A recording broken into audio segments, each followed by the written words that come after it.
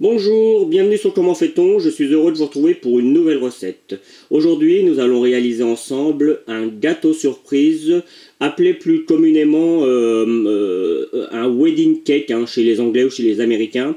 Moi je préfère appeler ça un gâteau surprise. Pourquoi un gâteau surprise? Parce que à l'intérieur, j'ai mis plein de bonbons.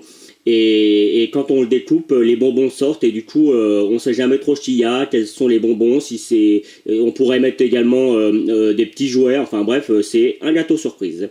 Vous allez voir, malgré le fait là, vous pouvez dire oh là là, c'est compliqué à faire. En fait, pas du tout. C'est très simple à réaliser. Il faut un petit peu de temps parce que la déco, ça demande un petit peu de temps si vous voulez faire comme moi. Mais franchement, il n'y a pas vraiment de difficulté particulière. De toute façon, je vous explique tout ça, juste après vous avoir donné les ingrédients. Et puis voilà, c'est parti pour les ingrédients et puis après pour la recette. On y va. Alors, les ingrédients pour un gâteau surprise, on appelle ça également un wedding cake, de 8-10 personnes, mais ça peut même faire 10-12 personnes, mon gâteau étant assez grand. Donc vous avez besoin d'une génoise entière, mais je ne l'ai pas fait ici parce que sinon ça prendrait trop de temps. Vu que je l'ai déjà faite, je vous donne la vidéo à la fin de celle-ci. Vous allez voir, vous la retrouverez comme d'habitude. Je mets plusieurs vidéos en même temps que le lien pour l'abonnement. C'est donc à la fin de cette vidéo. Vous aurez besoin pour la ganache de 600 g de chocolat au lait. 60 centilitres, ça fait 600 millilitres de crème liquide entière. Ça, c'est pour faire la ganache. Ensuite, pour la monter, vous aurez besoin encore de 30 centilitres ou 300 millilitres de crème liquide entière. Mais je vous explique tout ça après. Vous aurez besoin également de 200 g de Smarties. Pour le décor, en tout cas c'est mon décor à moi, vous aurez besoin de 300 g de pâte à sucre blanche. Vous pourriez aussi mettre de la pâte d'amande. Et 50 g de pâte à sucre rose, et puis peut-être que je rajouterai quelques couleurs supplémentaires, mais il vous suffira de rajouter quelques grammes pour chaque pâte à sucre. Voilà. Sachez que la préparation, tout compris, la génoise, la ganache, et puis le décor, il vous faut environ 90 minutes. Mais évidemment, ce ne sera pas tout en même temps. Le décor se fera beaucoup plus tard parce qu'il faut laisser reposer le gâteau. Donc, en tout, il faut compter 90 minutes. Donc, ce n'est pas une recette très très longue à faire. Pour le repos au froid, avant de faire le décor et même parce que le décor il faut le faire au dernier moment, mais comptez environ 4 à 6 heures, et une fois que le décor est fait, vous pouvez encore le laisser 2-3 heures au frigo, ça bougera. En général avec la pâte à sucre ça ne bouge pas. Pour le moule, sachez que j'ai utilisé un moule de 24 cm sur 7 cm de hauteur. En tout cas, ça c'est surtout pour la génoise, mais je vous l'explique aussi après, puisque le gâteau, là, étant donné qu'on rajoutera de la crème, il sera un petit peu plus haut. Il fera facilement presque 10 cm de hauteur. Voilà, vous savez tout. Maintenant, on passe à la recette. C'est parti! Première chose à faire pour réaliser ce gâteau surprise, c'est de faire une génoise. Alors là, sur le coup, c'est une génoise assez haute. Moi, j'ai pris un moule, je vous donnerai les dimensions, et j'ai rempli carrément d'appareil à génoise. Comme ça, ça permet à la génoise de monter un petit peu, et puis d'avoir quand même une génoise assez haute, de façon à pouvoir mettre les petits bonbons dedans, et qu'il y en ait suffisamment et que ça fasse le côté surprise. Voilà.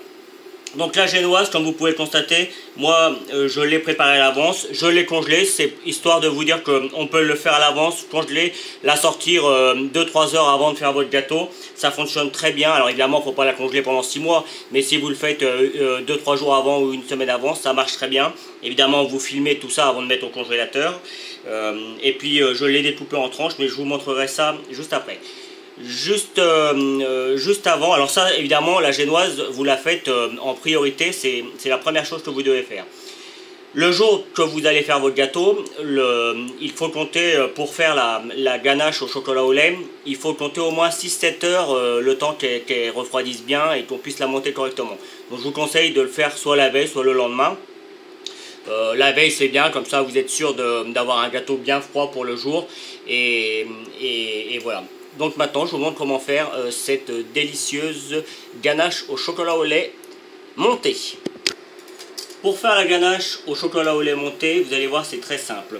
Dans un premier temps, vous mettez votre chocolat au lait. Alors là, moi sur le coup, c'est vraiment du chocolat au lait dans tous les sens du terme, puisque c'est du chocolat au lait avec une touche de lait dedans. Mais le principe marche aussi bien pour du chocolat au lait classique.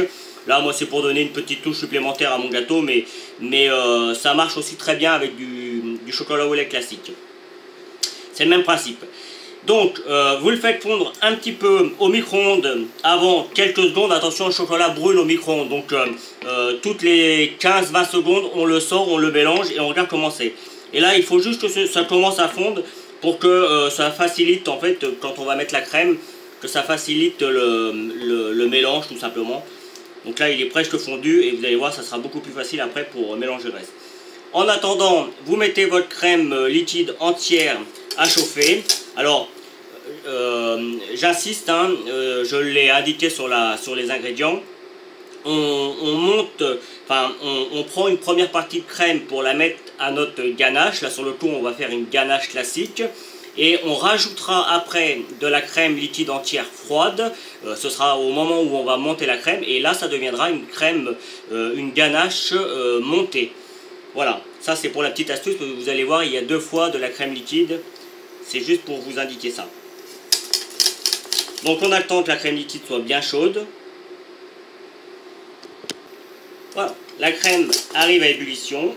On va pouvoir l'arrêter. On va en mettre une première partie avec le chocolat. On ne met pas tout d'un coup. Puis on va commencer à mélanger. Vous avez vu, le fait que ce soit chaud et le fait que le chocolat a déjà fondu, ça facilite grandement. Sinon, il faudrait attendre beaucoup plus. Alors, vous pouvez le faire directement avec du chocolat sans passer le chocolat par le micro-ondes. Hein. C'est vraiment une astuce pour améliorer et pour que ce soit vraiment plus facile. Vous voyez là, presque tout est déjà fondu.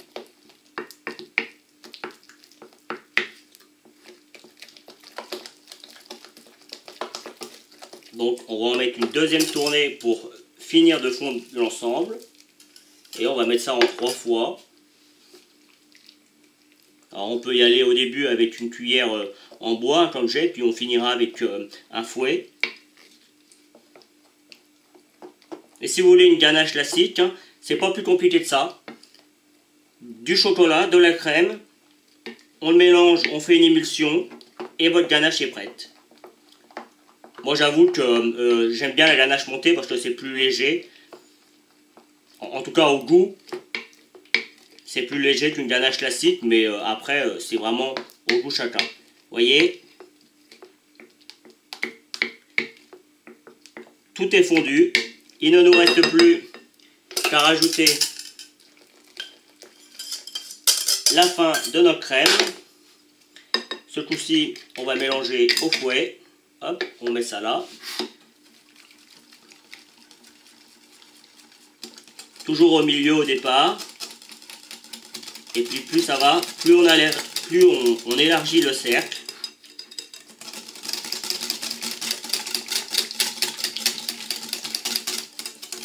Et voilà, notre ganache au chocolat au lait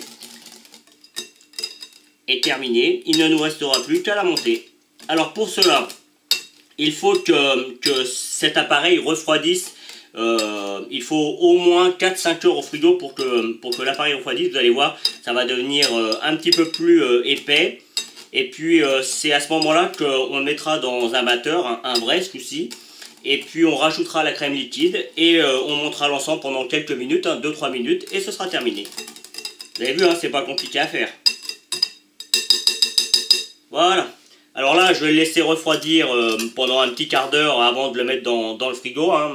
On évite, hein, j'insiste, de mettre des aliments chauds, très chauds dans un frigo qui est lui froid, avec des aliments qui sont froids, parce que sinon ça change les températures et les aliments détestent les changements de température. Ça peut même être dangereux. Donc on attend que ça refroidisse un petit peu, 15 minutes, hein, avec la quantité qu'il y a, normalement ça suffit. On met un papier film dessus et c'est parti pour au frigo au minimum 4 heures. Si vous pouvez le mettre un petit peu plus, c'est encore mieux. Hein.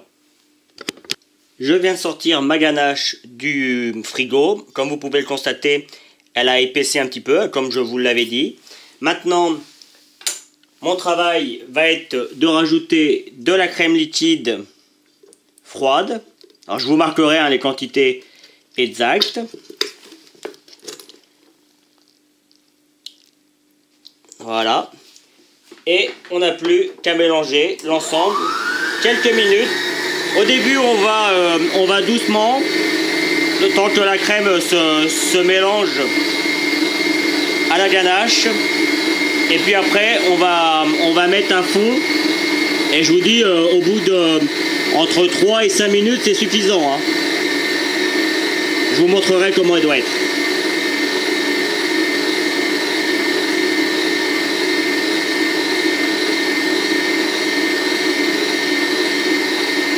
Voilà, là c'est bien mélangé. C'est parti, on peut mettre à fond. Et là, on monte la ganache.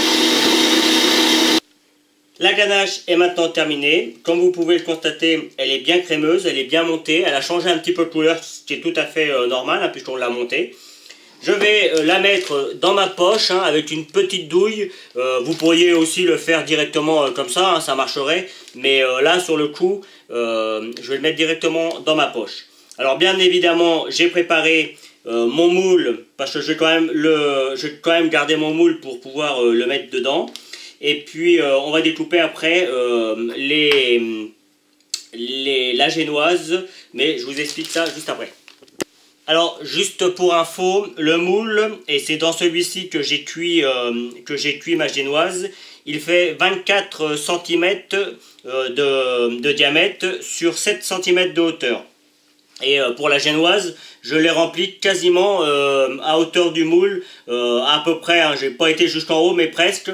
Et comme c'est un moule ouvert, j'avais mis du papier aluminium bien comme il faut pour pouvoir le cuire. Alors, j'ai pris ma petite poche avec ma petite douille. Pourquoi une petite douille? Parce que comme je veux pas en mettre une couche très épaisse, comme il y a plusieurs couches, il faut mettre des couches assez fines.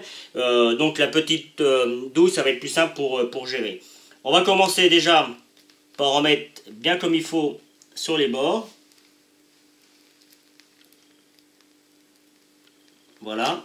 Et puis après, vous voyez, on vient juste mettre une fine couche, quitte à l'étaler après à l'aide d'une cuillère, pour pas que ce soit plus épais. Sinon, ça ferait vraiment trop de crème, et puis le gâteau serait vraiment trop haut.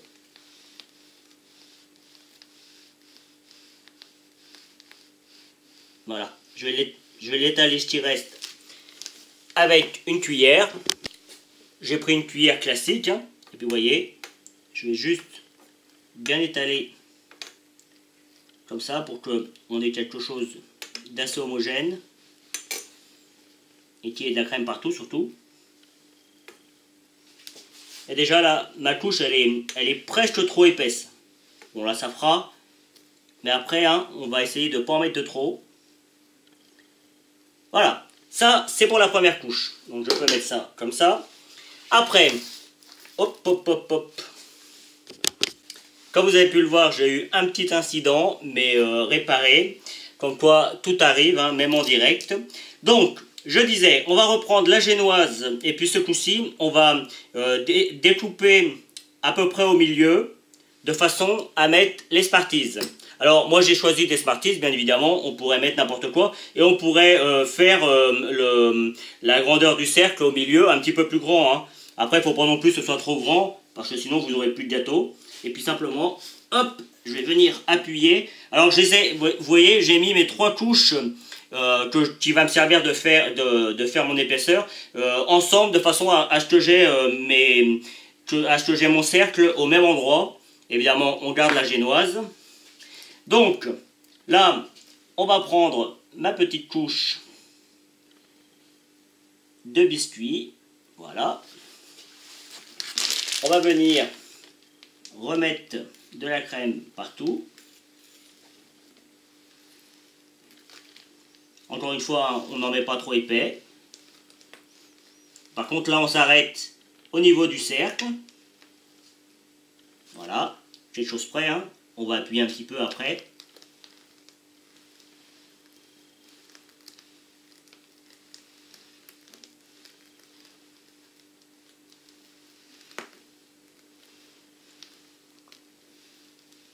je fais la première partie, et puis évidemment après, le principe va être le même. À chaque fois que l'on va mettre une couche, on met une autre couche. Voilà. On appuie un petit peu. Alors vous voyez, hein, on va quand même avoir un gâteau assez haut. Et puis, on recommence l'opération encore une fois, jusqu'à ce qu'on arrive au couvercle final. À vous de jouer. Quand on a terminé de mettre toutes les couches de crème, on va reprendre la cuillère et on va venir faire quelque chose de propre au milieu. Vous voyez? Alors, évidemment, il y aura quelques bonbons qui vont venir se coller sur les parois, mais franchement, c'est pas quelque chose de grave. Voilà. Et justement, il ne nous reste plus qu'à prendre les Smarties et on vient les mettre au fond. Et les premiers vont coller, mais quand on va, je vous conseille quand vous allez couper le gâteau, de faire une belle tranche pour qu'il y ait toute une partie des bonbons qui tombent. Et avec les enfants, ça marche super bien, c'est toujours la surprise. Et ils adorent ça. Et là, on va monter jusqu'en haut. Il va m'en manquer un petit peu, mais j'avais prévu du rab. Prévoyez-en toujours un petit peu, hein, même pour le décor par exemple. Et puis il faut quand même que ça tienne, ça va se tasser un petit peu. Donc on peut se permettre d'en mettre un petit peu plus haut. N'hésite pas à tasser un petit peu.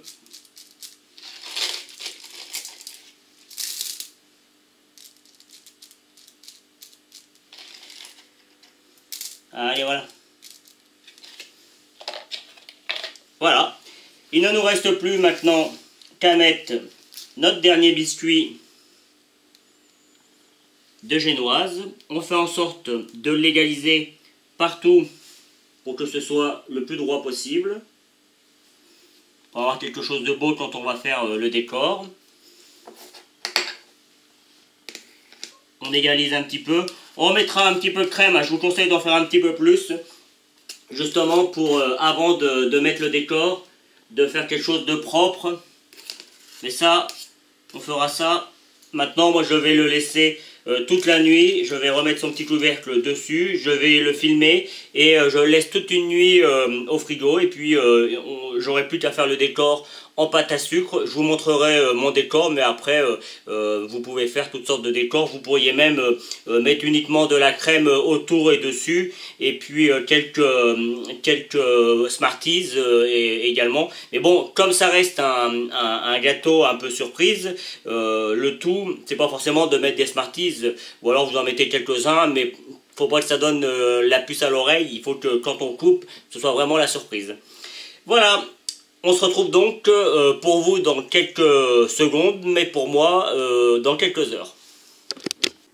Voilà, comme vous pouvez le constater, j'ai fini mon gâteau en faisant de la pâte à sucre. Hein. Évidemment, j'ai étalé une pâte à sucre assez fine, blanche, et puis après j'ai fait des petits décors. Je ferai certainement une vidéo un jour pour vous expliquer comment faire des petits nœuds, par exemple, comme ça, et puis comment étaler de la pâte à sucre, mais vous verrez, c'est vraiment très simple. Bien évidemment, là c'est ma déco à moi, donc après libre à chacun de faire la déco qu'il souhaite. Voilà, alors juste pour info, vous n'aurez pas, je vais pas le découper pour vous montrer comment c'est à l'intérieur, parce que c'est pour un anniversaire, c'est pour une de mes nièces, donc quand elle va le découper, qu'elle va découvrir, elle va faire des photos que je vais mettre juste après, comme ça vous verrez comment c'est à l'intérieur et comment ça tombe. Voilà, j'espère que cette nouvelle recette vous aura plu, que vous ferez beaucoup d'heureux avec ce genre de gâteau. En tout cas, moi j'ai pris, comme toujours, beaucoup de plaisir à le réaliser. À bientôt sur Comment fait-on ?